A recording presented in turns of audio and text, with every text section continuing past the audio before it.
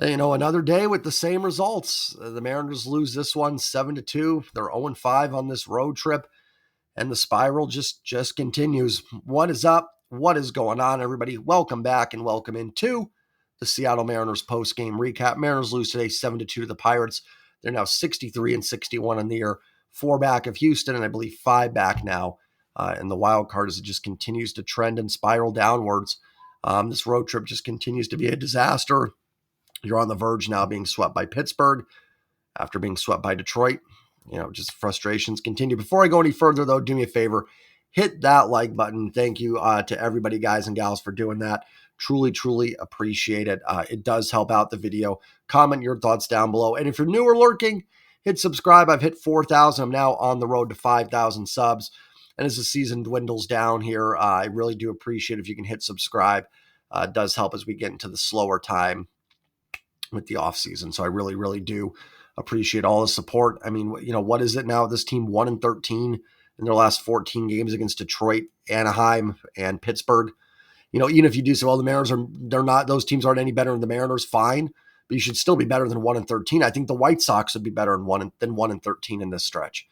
Even if you were 4-10 in this stretch, you'd be a game back of Houston. 4-10 would be atrocious. I'd be mad at that stretch.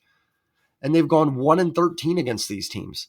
And the one win was like a miracle because the Tigers outfielder, I'm not sure how he didn't catch that ball. He dove. We don't need to get into that. But, I mean, you were that close from that being 0-14.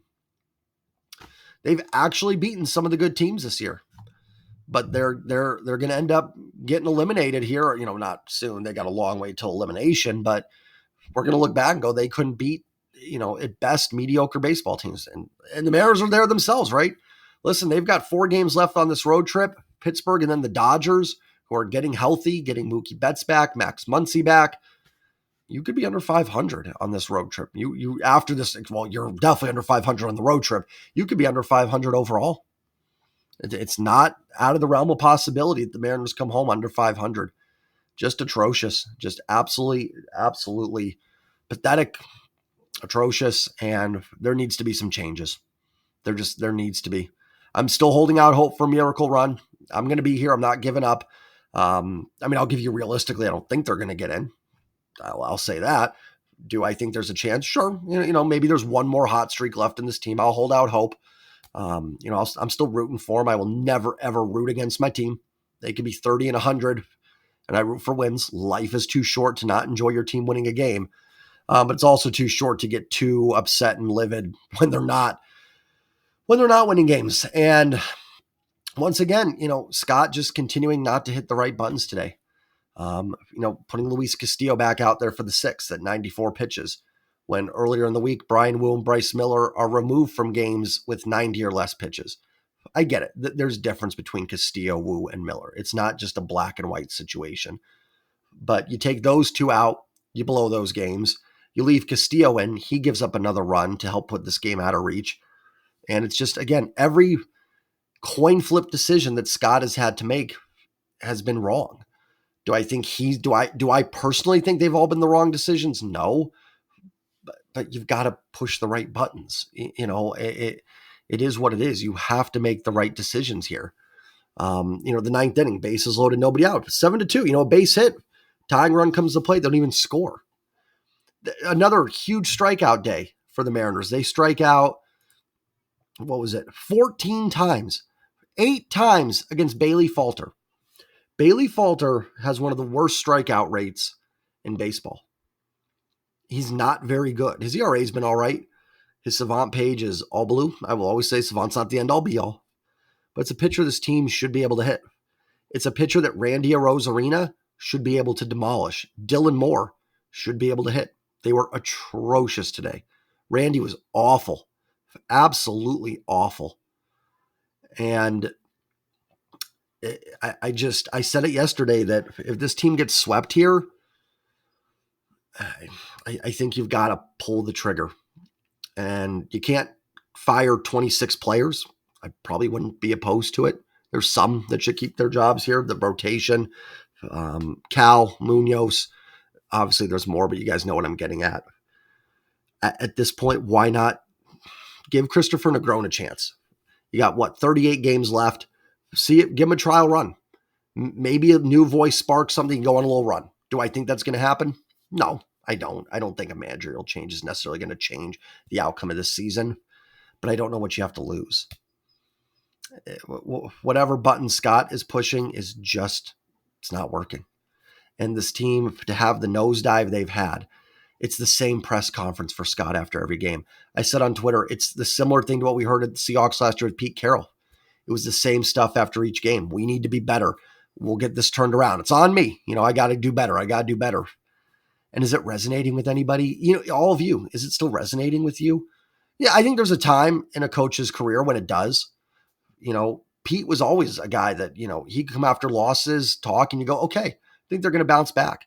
It got very stale last year, and I just couldn't keep listening to it. And eventually it was like, and that's not, listen, I think Pete is a tremendous coach. I'm not trying to transition to football here. I'm not going to compare Pete and Scott's accomplishment. Pete's a Super Bowl winner and multiple NFC championship winner. Scott has been to one playoff series. I don't think Scott's a terrible guy. I think he's a good guy. I think he's a good person. I think he's done a lot of good here. You can disagree with that. That's fine. I do. I think he's done some good in this organization. I think he's been a nice, stable leader. I think the guys like him. I think that matters when you're winning and in the race. I think it was Cal that talked about how Scott reached out to him in the offseason with some of the players' frustrations. Scott kind of got them dialed back in. And I do not think it is all his fault. I don't. It's never on one person. I can promise you that. There's no boogeyman. It's everybody. It is everybody right now in this organization needs to be held accountable. Ownership. Is there anything we can do about that? Not really. I'm not much of a boycott person saying don't go to games. I don't live in Seattle, but if I did, I have kids. I want them to love baseball. I'm not going to not go to a baseball game. But that's really the only way to put, a dent into John Stanton is to do something like that. Jerry and Justin absolutely deserve to be criticized here. Obviously, they're not going to be fired with 38 games to go, but we'll talk about them in the offseason. And Scott needs to be held accountable too. He's ultimately the manager. He's ultimately responsible. This was a team that had a 10-game lead that is now 4 games back in the division. I mean, there's a chance you're not even in it for the last few weeks of this season, and you had a 10-game lead at one point. This team has continued to underperform against lesser competition. They have not been able to maintain after big series wins. They fall right back down, almost like they take their foot off the gas. And then again, the decision-making is not working. Do I think they've all been wrong? No, I talked about that with Mariner Sir, right? The Wednesday game against the Tigers, I didn't necessarily think he managed it terribly, but it didn't work. And this is now, a team that looked like it was on the rise in 2022. It looked like maybe they were going to be that next team to kind of be, a young core that could lead a team to pennants and to World Series. And they're now on the verge of back-to-back years after that playoff appearance, not making the playoffs. I think you got to get some changes in there. No ill will. If they do move on from Scott, I don't know if that'll happen. I would have told you a week ago, I don't see that happening in season. But if they get swept tomorrow, I don't know. I know it's like Jerry and Scott are like this. They're super close. There's no way. I do think there is a possibility. You can be super close. That's fine. I think they are. They definitely are two guys that are tied at the hip. But eventually Jerry's hand just may be forced with that. And who knows what happens this offseason. I don't know if Jerry's going to even survive it, because this is, again, and truthfully, the only reason you're really in this race is that Houston's underperformed a little bit too. They're starting to get it back together, but this has been a bit of an anomaly for Houston, and Texas took a step back. Mariners are essentially a 500 team right now. They're 2 games over. That's a 500 team. I mean, sure, they're over 500, but a 2-game losing streak isn't crazy, and you're right back at 500. So this is not a great baseball team. It's not. They're not horrid. They're just kind of mid. And that's not where they should be at this point in their rebuild, or whatever you want to call it. They were taking the right steps. 2019 was the teardown. 2020, a tough season to judge at 60 games, but they were much more competitive in that short season. 2021, they win 90 games and are close. They're right there to the playoffs. Next year, they take the next step. They get in.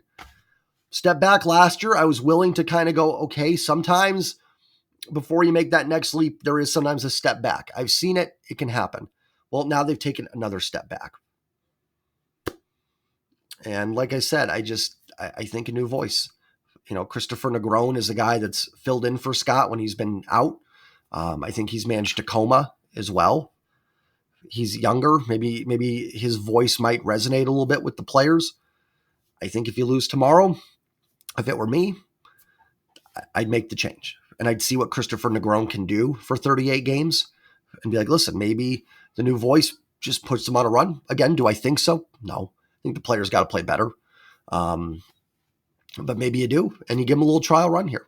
If Jerry and Justin keep their jobs, and again, the reason I'm not getting too much into that is that's definitely an off-season thing. You're not going to see that with 38 games left to go. That would be something that happens after the season. Maybe Negron shows enough that you go with him next year. I don't know. But I think it's worth it. I don't see what you lose now in doing it. There was a point in the season where I was kind of like, I think there is something to lose with it. I'm at the point now where I don't.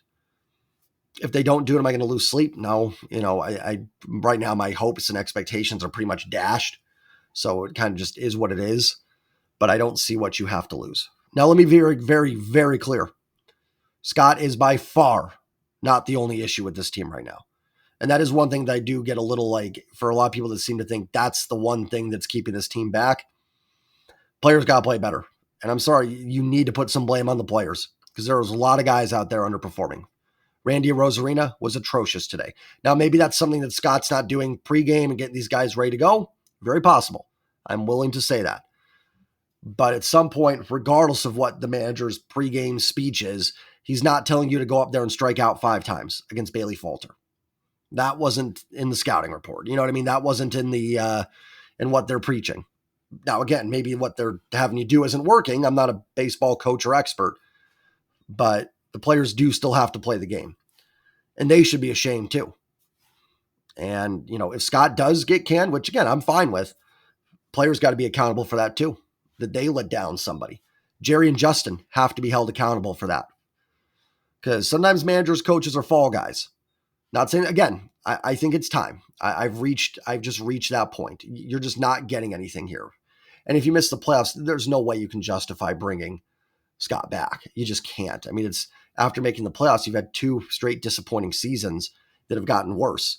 I mean, I don't see how you can go like this, reach that playoff, go like this, and go, yep, this is still the guy. But accountability has to take place everywhere in this organization. And Jerry and Justin need to take a hard look in the mirror and see what they put on the field and why that's not working. Maybe they don't need to take a hard look in the mirror. Maybe they just need to take a hard look at the door. And you get somebody in here that can get this team over the top. Again, there is not ill will for me. I'm not someone that holds grudges. If Scott is let go, I truly wish him the best. I think he's a good guy, good family guy.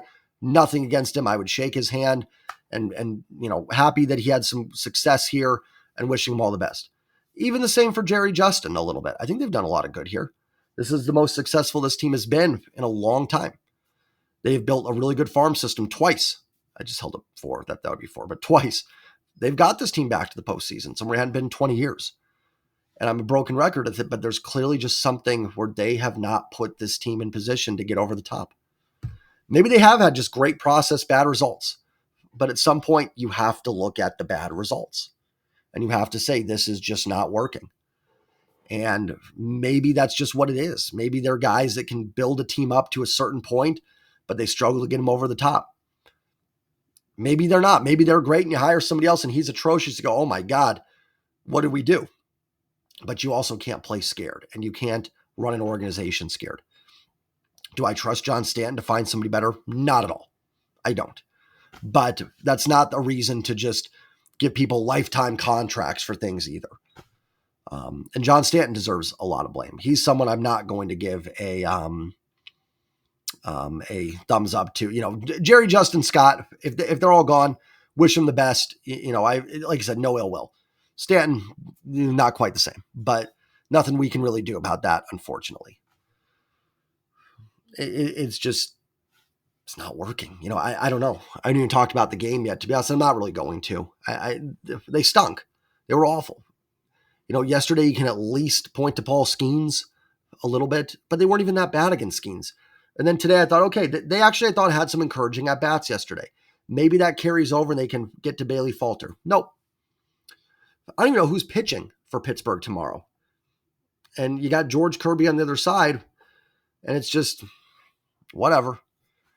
You shouldn't be losing these games. Pittsburgh 10-game losing streak. Listen, I didn't expect Pittsburgh to lose 13 in a row. It's hard for any major league team to do that. They were probably going to get a win somewhere here. But this was a team that was just playing awful baseball. Couldn't buy a win. Seattle comes into town, and they've outscored you 12-4 in 2 games. I know they've been a little bit closer games than maybe that indicates, but I mean, they've had no problem with you. This was a team that was, down more than the Mariners were down, and they're getting right. Nobody was good today. I mean, Polanco had some good at-bats, I guess. I don't know. I'm not even going to look at the box score. Castillo was not good enough. Not good enough. Was he terrible? No. I'm not going to make a whole video ranting on Luis Castillo. No, he's been really good. But he was not good enough today. When you're in a stretch like this, you need your ace to be that ace. And he was more middle rotation guy. Even Gilbert last night after a solid first 3 innings was not great. Kirby was atrocious his last start. Let's see if he bounces back tomorrow. I'm even getting tired of that, and I'm not going to pick on Blowers and Sims. They're doing their job, but I heard them during the game go, oh boy, I don't want to be the next team that George Kirby has to face after that, because he's going to be mad. I don't give a you-know-what. Kirby was awful. Good, be mad. I don't care. Be better then. I could get that point of a hitter did something to Kirby or something where it's he barely hit a guy. I don't know, something like where it's like a one-on-one thing, or maybe a late inning home run where Kirby had 6 shutout innings that tied the game. Kirby gave 12 runs in 4 innings. Oh, I don't want to be the next team that has to see him. I don't care. Be better, man. And Kirby's been great. Now I'm doing the thing where you kind of start picking on the good players because you're just so frustrated. And I don't know. I'm just kind of at a loss, and we'll see. We'll see what happens. Channel members, I will be live tomorrow for at least an hour of the game. The contest, I will post the details. The contest will actually be for the Monday game against the Dodgers, just so I give everybody time to enter the contest. If you want to join, think about becoming a channel member. That's all I've got. I think you got to see some changes. And honestly, what does it make a difference if they win tomorrow or lose? I don't know. But I feel like tomorrow is kind of a big game for Scott. I really do. I really do. I feel like you win. I think he probably holds on to it. And you shouldn't judge anybody on one game, but I'd be lying if I said I didn't kind of feel that. If they win tomorrow, I think you're okay. If they lose and you just went to Detroit and Pittsburgh and lost 6 in a row heading to the Dodgers, I don't know. Now, I don't know if the Dodgers is the team you would want a new manager to make his debut against, but we'll see. And honestly, I don't think it'll make much of a difference regardless, but I think it's worth a shot. So let me know what you think in the comments down below. Enjoy the rest of your weekend, everybody. Seahawks lost, but I'll tell you what, this defense looks good. They're playing backups and stuff and against backups, but I really like what Mike McDonald's going on. There you go, right? We love Pete Carroll. I think Pete Carroll, they should have a statue for the guy outside of, what is it now? Lumen? I think he should have a statue. But it was time. It was time for a new voice. Scott Servais doesn't deserve a statue outside of T-Mobile, but I think it's just time for a new voice. It's not personal. Not. I have no ill will towards it. I'm not going to, and I hope you guys know too, my channel has not been from day one just yelling about Jerry stinks and Scott stinks and get rid of these guys. It would lose value if that was my channel. And I don't come in with that. I started this a little bit in 2022, the year the team made the playoffs. I kind of stopped in the middle. We were moving and stuff, and my heart wasn't fully in it. And I liked what they were doing. I thought Scott was a pretty good manager. Not perfect, but good enough. And I thought Jerry was doing a real nice job putting together a solid core that could win for years. So now maybe I was just an idiot that was wrong and they should have been fired then. That's very possible. It would not be the first time I'd be wrong. Certainly won't be the last. But I do think for someone, that came into this, like I said, I've been yelling since day one, fire these guys. I know a lot of people from not just Mariners fans, but from other fan bases and stuff that are always fire the manager, fire the coach. And if that's your take from day one, I think it loses a little bit of its zest. And you kind of go, well, you thought they should be fired the whole time. I haven't. I have not thought that. I've kind of just come around to it. It's the time. And I hope that shows everybody watching that I don't just try and jump into these conclusions. I hope it does maybe mean a little bit more. I'm not trying to toot my own horn with that. That sounds kind of arrogant, but I hope it does mean a little bit more from someone like me that has been patient to say I've kind of reached my breaking point. And I hope you guys see that I try to be fair. I really do. And that's fair to anybody with a take that's different than mine, as long as you're not insulting. That I don't really tolerate, because we don't need that. We can disagree and be cordial. And I do the same to, not that I have any say in this, but to front office and coaching staff members. I said it like last week, right? Like Mike McDonald's going to get some passes from me if he makes mistakes his first year. If Christopher Negron steps in, he'll get a bit of a pass from me for the rest of the season. It's whatever. But Scott's been here long enough, and I think it's just time. So let me know what you guys think. Have a great night, everybody. And as always, no matter what, go Mariners. Peace.